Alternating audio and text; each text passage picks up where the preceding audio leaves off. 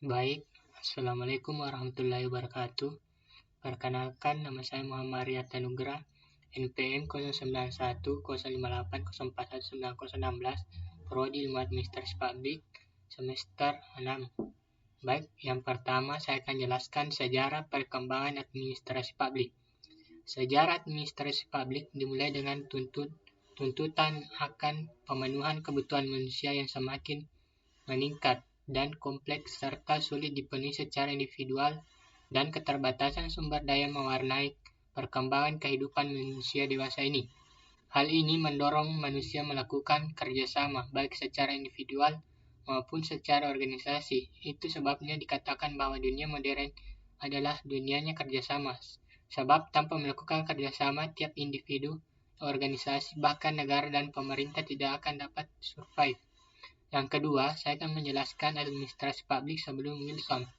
Dalam administrasi publik, pra-generasi termasuk para pemikir seperti Plato, Aristoteles, dan Machiavelli.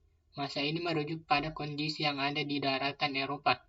Pada masa ini, sampai dengan kelahiran konsep negara bangsa, penekanan administrasi publik didasarkan pada prinsip permasalahan moral dan kehidupan politik serata pada organisasi dan administrasi publik. Abad pertama atau pencerahan terdapat 3 tokoh yaitu Plato, Aristoteles, dan Machiavelli menciptakan sebuah dasar pemikiran bahwa memiliki etika pelayanan publik dalam prinsip pelayanan pada pengawasan kota, wilayah, agora, tempat ibadah Plato, dan kemudian ditambah pengawasan daerah pengalaman atau pedesaan oleh Aristoteles. Yang ketiga, saya akan menjelaskan pergeseran paradigma. Yang pertama, paradigma 1, dikotomi politik atau administrasi.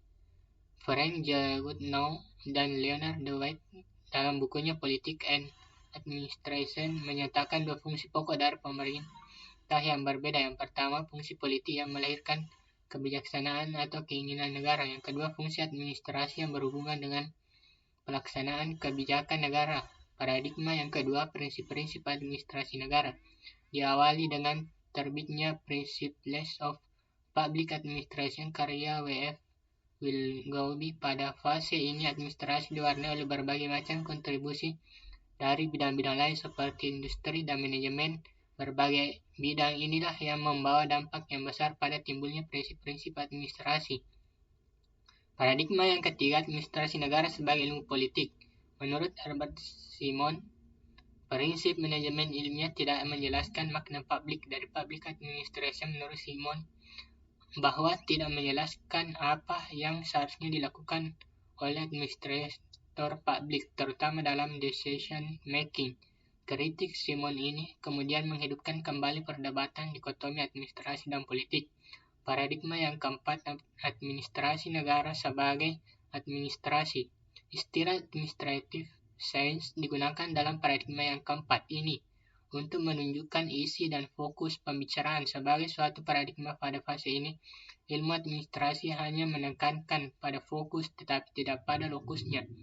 Ia menawarkan teknik-teknik yang memerlukan keahlian dan spesialisasi.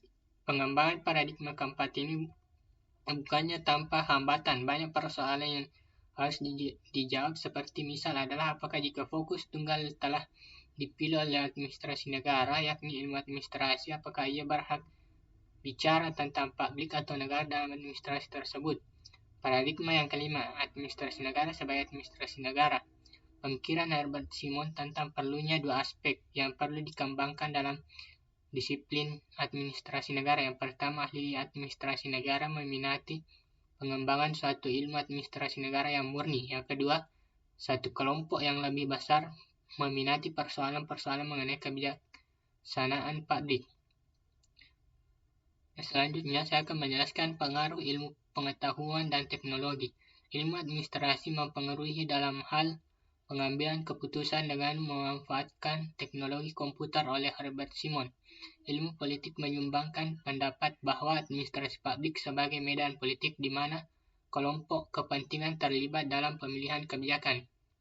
Baik, itulah tadi yang sempat saya jelaskan. Billahi fisabilillah, fastabiqul khairat.